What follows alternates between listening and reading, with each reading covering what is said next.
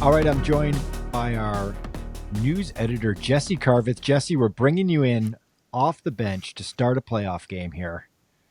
We just recorded this week's podcast and it went out this morning, but we have been inundated with questions, DMs. I've been getting texts the last couple of days about the story we've been reporting on, Jessy.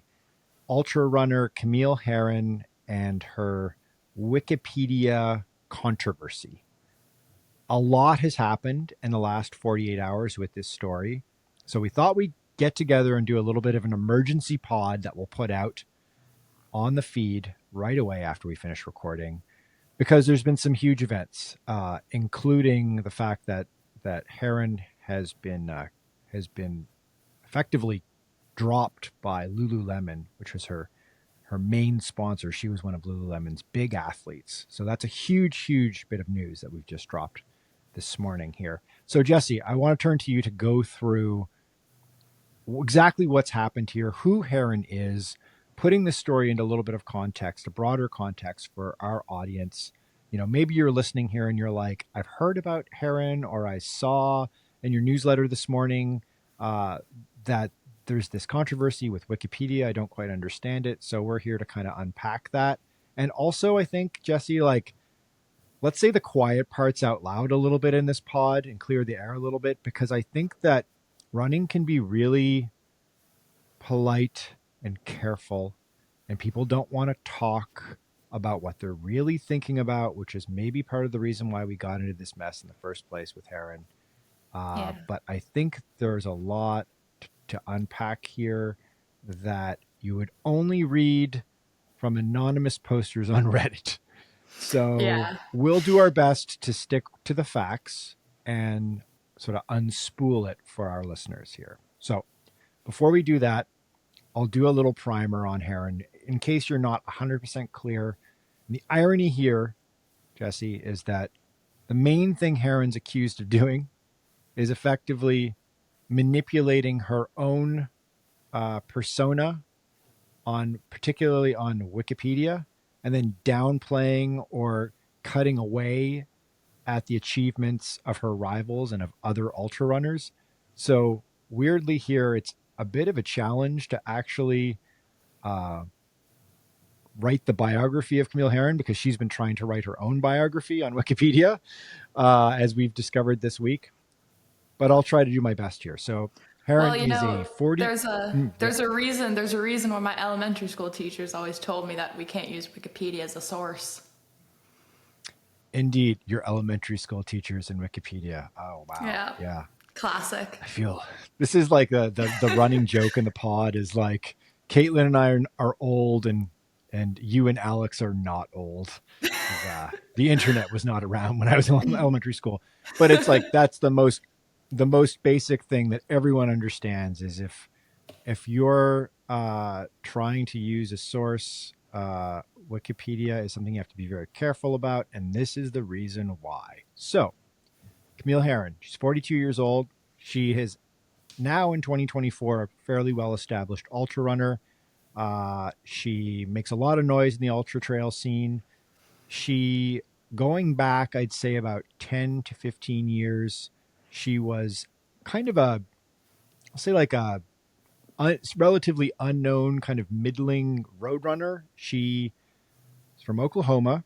She ran for the University of Tulsa. She was not a big time NCAA product. And then she got into running marathons.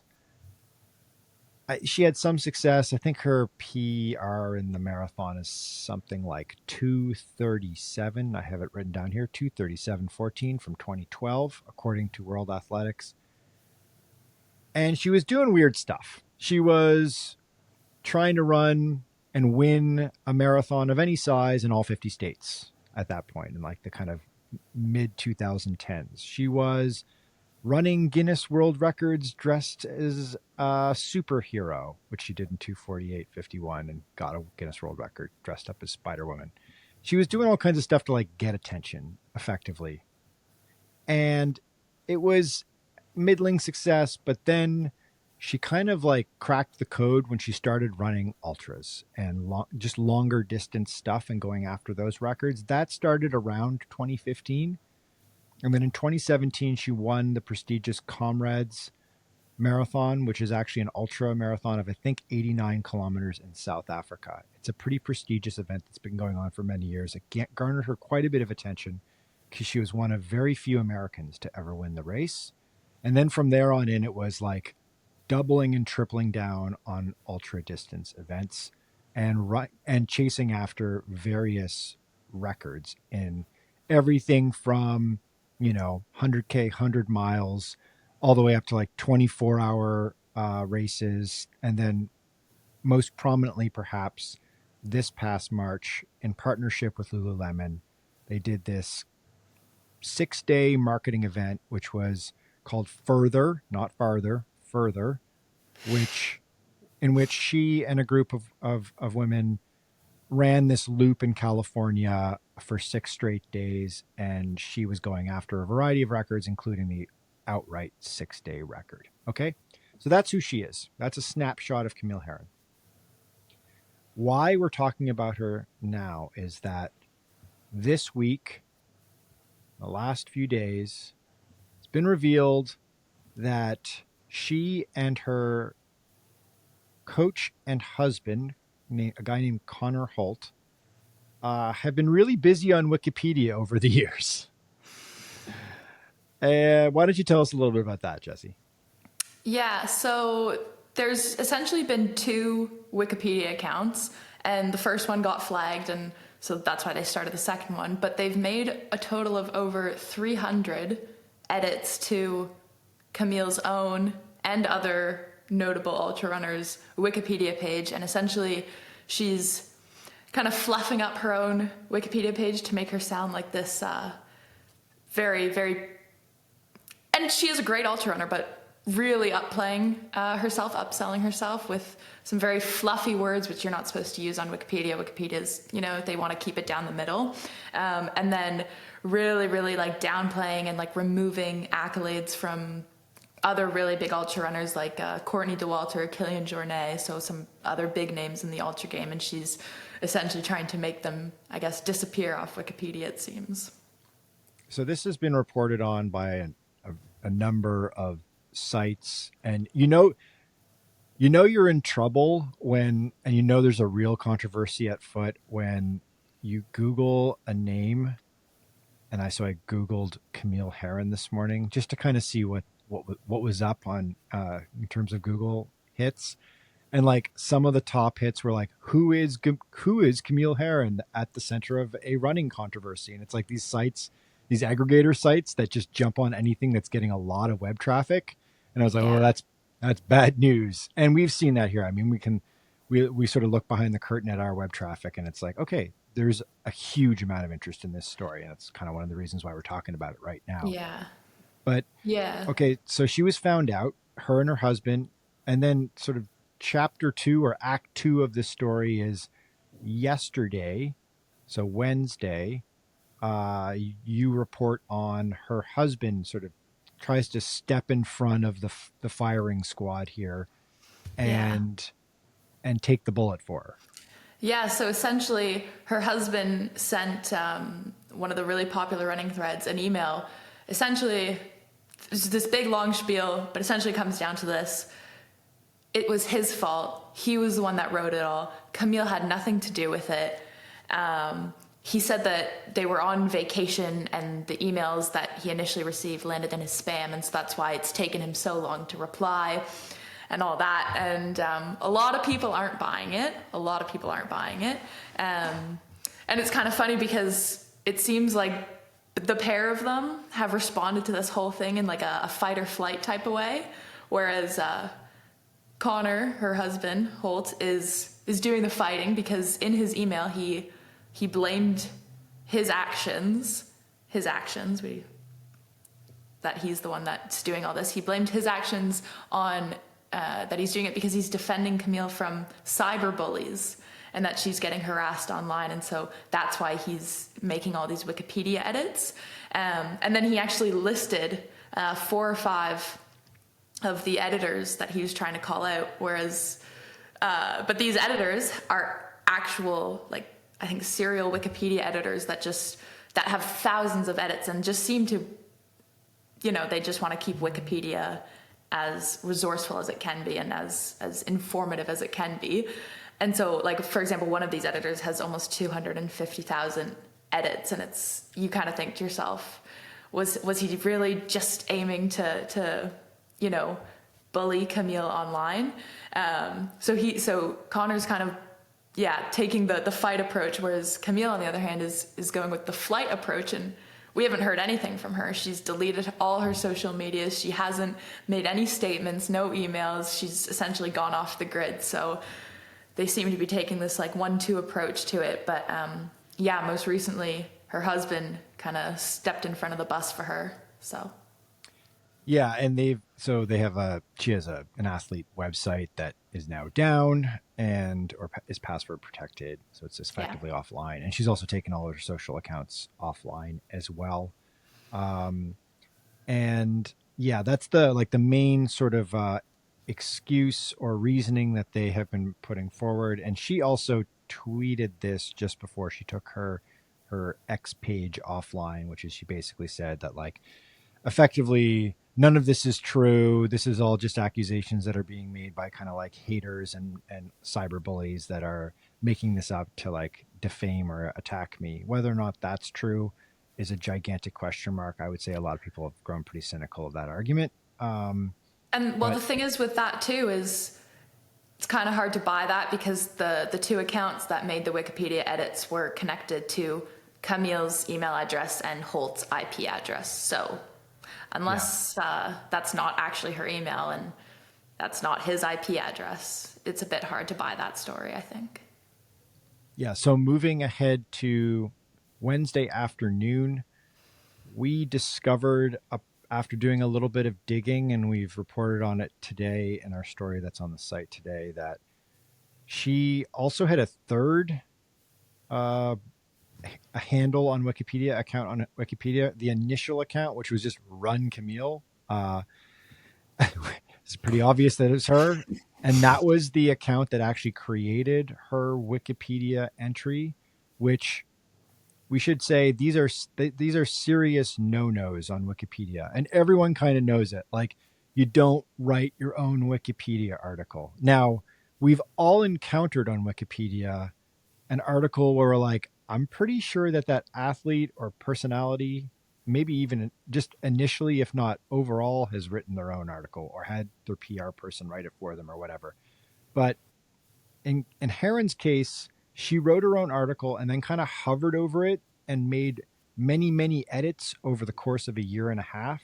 And if you go back and read the sort of genesis of that article, of her sort of hagiography, as it were, that she's writing about herself, it's, first of all, self-mythologizing.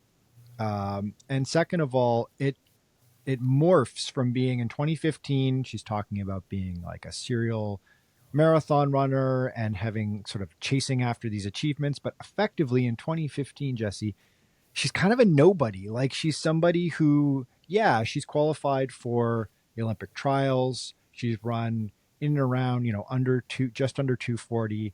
But like, in the big bad world of elite pro distance running, road running, that's nothing, right? And like, whether or not you deserve a Wikipedia article is a question mark. And, there's no real kind of like rules around who gets a Wikipedia article and who doesn't.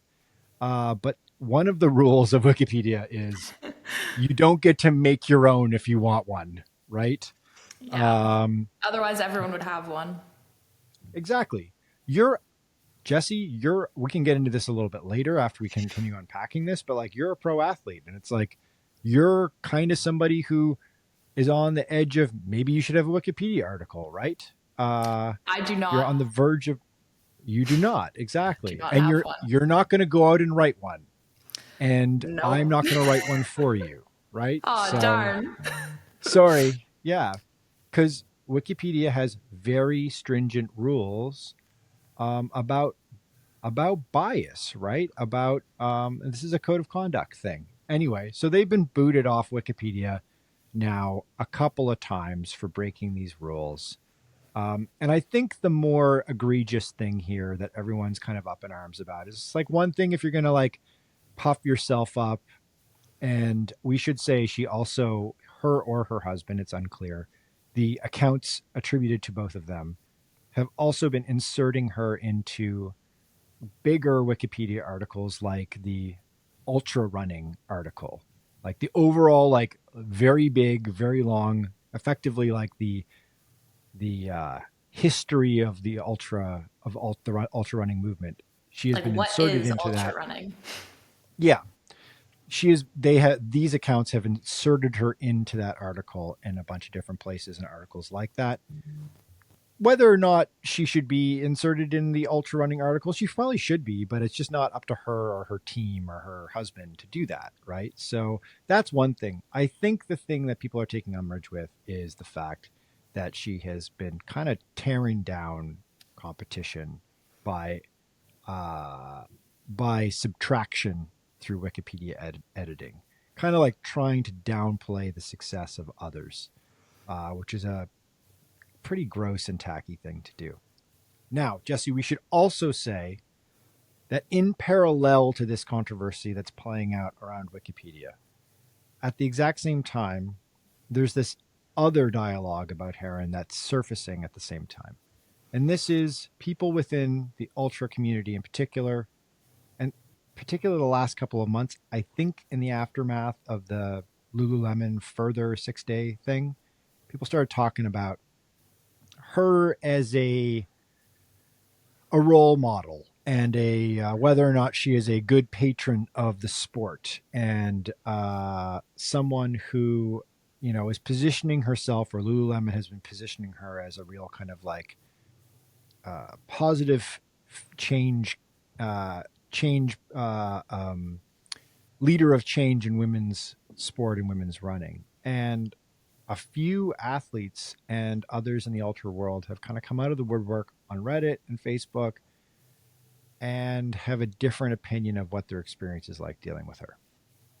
Yeah, so there's one Danish runner, for example, and I think this is like just a super recent and prominent example. So a Danish runner, Stein Rex, she recently broke the 6-day record, which Camille broke just a few months ago at that Lululemon event. And so when Camille broke it, it had been standing for over 30 years. So it was like a big deal that she broke it. And not 3 months later, Rex came in and quit that record from her. And the next day, rather than waking up and being celebrated on news outlets, Rex woke up to messages, emails, DMs from all these big running outlets, being accused of cheating, mainly of having pacers and also wearing illegal shoes, which she didn't, because the entire event was broadcasted live, and everyone like right away was like, what are you talking about? Like, there's no way we can just check the video here.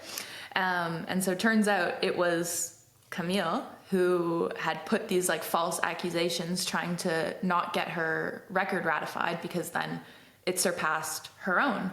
And that was left on, so that was a comment left on another ultra runner's page, which I think honestly, this one that I'm about to tell you almost kind of like is a bit worse than Steinrex's, because Steinrex is like, she's passing Camille Herron's record. Like, she's beating Camille Herron right there. So it's like, obviously, like, Camille might be like a little nettled about that. But then Canadian Victoria Brown, she's an ultra runner and a triathlete who recently set a Canadian record for 48 hours. So a Canadian record. Now, Okay. I'm gonna highlight that again, Canadian. Camille is not Canadian, so she is not at all eligible for this record, okay? Right. She still submitted false accusations attempting to invalidate Victoria Brown's record. And Herron even went to a major online running publication that had talked about Brown's record and tried to get the story removed. So Brown like posted this massive thing on Facebook and was like one of the first ones to like truly just blatantly say, Camille Brown did this. I don't understand why. But I think like one thing that really is kind of the big takeaway with this is that she's pulling women down. And for me, especially being, I'm a cyclist, so not an ultra runner, but I'm in a very male dominated endurance sport.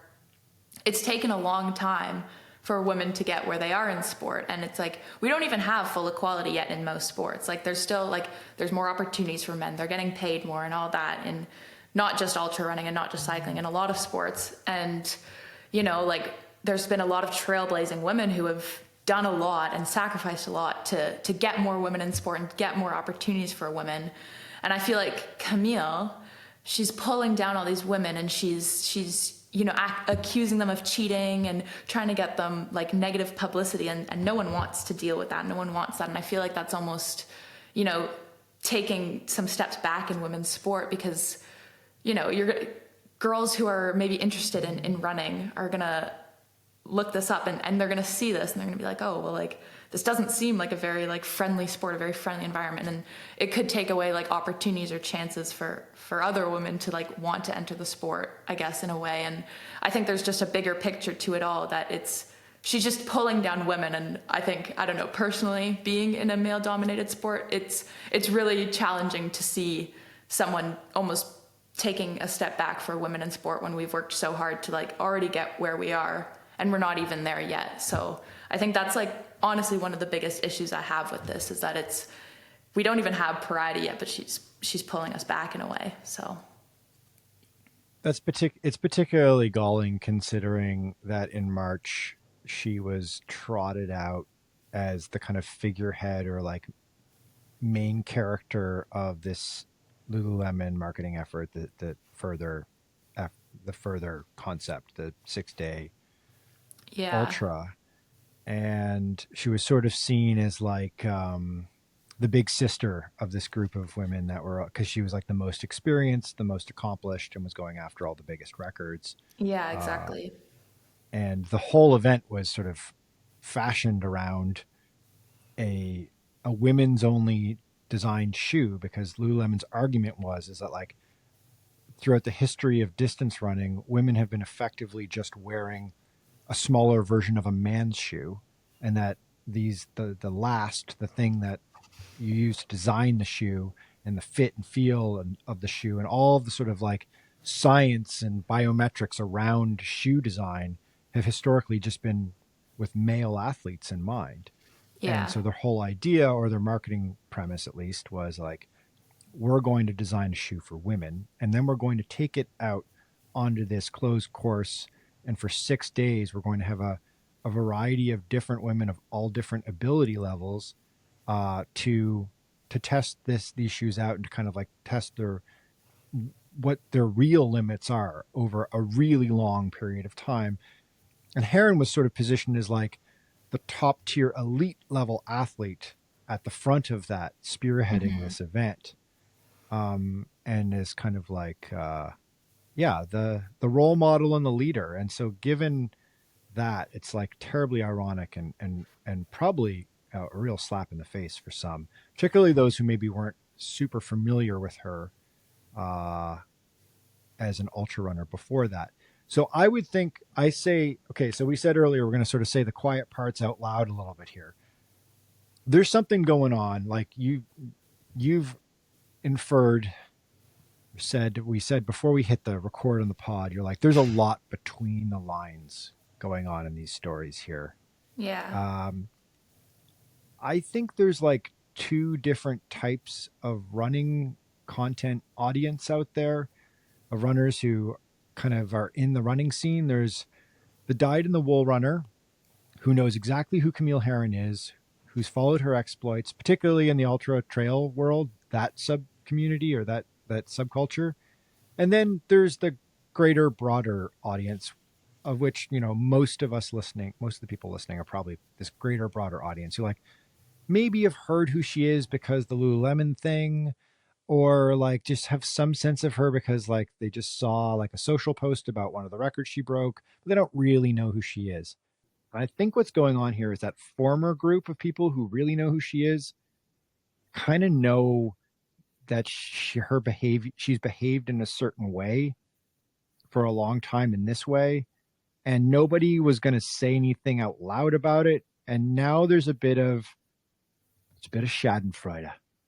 The floodgates have opened. The floodgates have opened, and I think people are kind of tap dancing on her proverbial grave here a little bit. Whether that's right or wrong is a big question. And sometimes I think with social media backlash, it can be too intense. And or even now I'm seeing like there's a backlash to the backlash, where I'm seeing like, for example, like there's a Runner's World Sweden op-ed that I just saw posted on social media that was like, this person was like, we're being too cruel to Camille. We should back off a little bit here, which, you know, fair enough. And also we should say this year, Herron has said, and this is now included in her Wikipedia page, that she is been diagnosed with autism and ADHD, seemingly to kind of like offset or contextualize some of her behavior. And I will say this about that, because now what's happening is I think a lot of people are becoming very cynical of that sort of tact. And I would say this, that if she is indeed, diagnosed with these diagnoses, then okay, that's one thing. But that also does not excuse your behavior. It does not excuse the personal responsibility you must take as a public person and as an athlete, and as a teammate and as a brand representative. And if these are not true diagnoses, shame on her. I mean, that's awful. But you know what? Like we don't know these things, and that's that. But something that I feel like we should talk about, we should state, because that is something that she's put out there. So it's only fair to her to put that out there as well. Interesting stat, Jessy. So Wikipedia, page views for Camille Herron's Wikipedia article.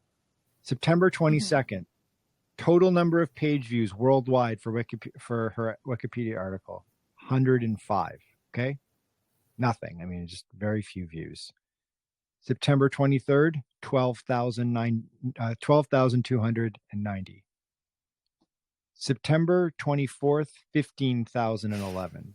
So there's a lot of interest in this situation. You know, it's like just jumping like crazy.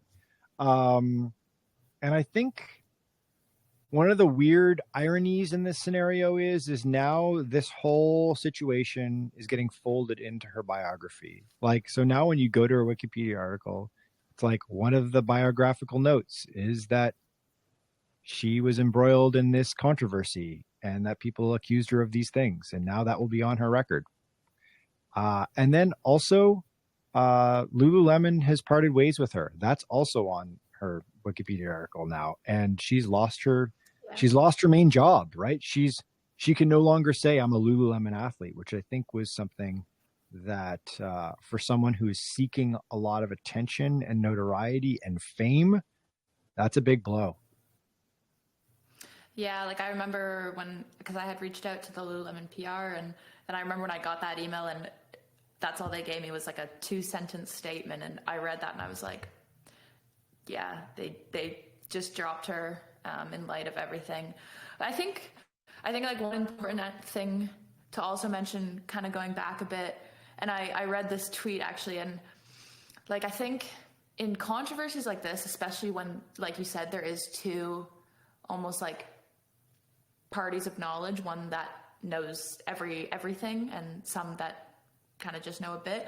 I think it's also like, I think it's still important to not mix kind of her running abilities and herself as a person, because I think in a lot of these situations, you know, like people's actual like talents and accolades kind of come into question.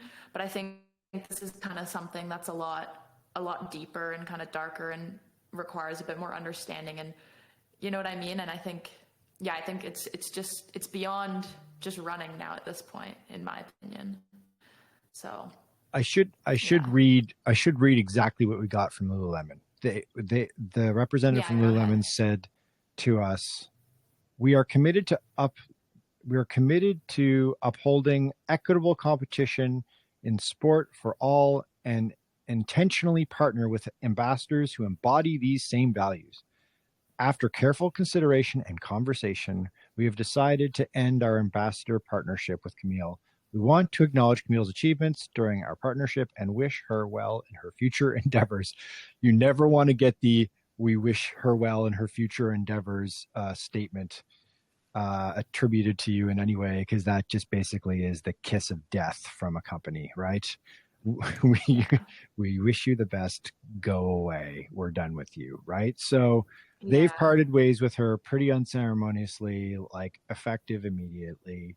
Uh, we should also say that in some of that back and forth on social media between athletes about their experiences with Camille and their interactions with her, and someone did note like that they were fairly certain that her like, Herron's ambassadorship with Lululemon was contingent on Herron putting up records and getting attention for them. So, you know, you could say in her defense that like she was really heavily financially driven or solely financially driven to set and uphold records, and that it became this like perhaps financial existential threat to her when those records were taken away from her. And so perhaps she was acting out of a little bit of desperation, or at least with that sense of like financial pain if you lose a record. Although I don't think Lululemon's reaching back into her pocket and taking money away if they rewarded her for setting a record and then it gets taken down months later, and right? see, I kind of understand what you're saying there, but then right away my brain comes back to this recent example that I just gave about Victoria Brown setting a Canadian record, and Yeah. Camille can't even challenge for that, but she's still trying to take that away from her and like tarnish someone else's reputation. And like if it was just someone who had passed Camille's record and not someone else who had nothing to do with Camille in this sense, like then okay, maybe I can buy that excuse like a bit, but even then, still probably not. Like I never see any reason to like try and tarnish someone's reputation or take something away that someone has worked so hard for. Like, I mean, I reckon like she's also probably trained and worked just as hard to set the records that she did, because granted she has set some big records, she has done great things in the sport and has probably worked hard to do those, but the people that pass her or the people that set their own records have worked just as hard to do that too. And I don't know, it just bewilders me to see, yeah, someone do that to people, and she would know how hard that they have to work too, because she does it. And it's like ultra endurance sports are so mentally taxing to begin with. Like even as a cyclist myself, like yes, I know they're different, but it's still like you spend a lot of time alone, like you have to put yourself through a lot. And it's like then to have someone just kind of like take a crap on that and almost not care in a way and try and take that away from you, it really just sucks. So it's hard for me to find sympathy for her in this kind of situation, I think, just because I know like the mental sacrifice and that it takes to like do these types of things. And yeah, for her to just kind of stomp on that is, yeah, not something I'm a big fan of. I think the irony here is that back in 2012, 13, 14, and then in 2015, when she sits down in front of her computer and writes her own Wikipedia article initially, she's clearly a person who is not very well known, but desperately wants to be well known, right? She wants to be famous. She wants notoriety. She wants attention. She craves fame. I'm sure it's like, I don't want to psychoanalyze here, but like, it's not an uncommon behavior, and it's not an uncommon desire.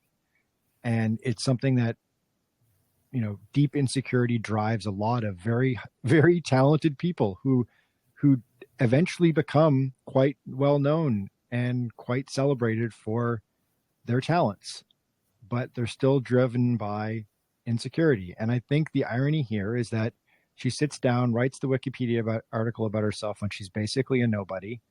And then in the interim, she's kind of become a somebody, and not because she's like invented her own character, but because she's actually performed and done things that are kind of interesting. Now, you may have your own feelings about whether or not records that are not contested by many people very often are impressive, but there is something to be said about somebody who like throws down running several hundred kilometers over 6 days. I mean, that's like really interesting.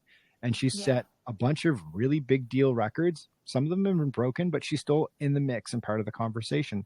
So the irony here is what she craved and desired so badly all those years ago, she's now kind of effectively achieved, and yet still sort of behaves in this manner, or has someone on her behalf behave in this manner for her, and treats other athletes allegedly in the way that she's treated them. That's kind of awful. And like, Camille Herron is an interesting person, and weirdly enough is probably even a more interesting person now that this has all come to light, right?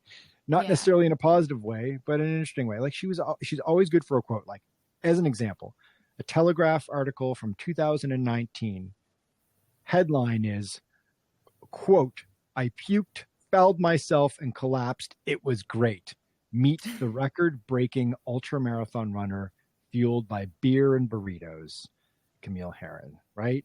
Yeah. So it's like awesome, good quote, totally bananas, like weird thing to say, but very entertaining, very alluring, very attention grabbing. It's like, I think she's just trying too hard. And I think now this is coming back to haunt her, which, you know, they just live by the sword, die by the sword, I guess. Yeah, like that's the thing is her legs could have spoken for themselves, but you know, that just, I guess, maybe wasn't enough for her at that particular time, or she wanted it too early, but wasn't willing to enjoy the process, I guess.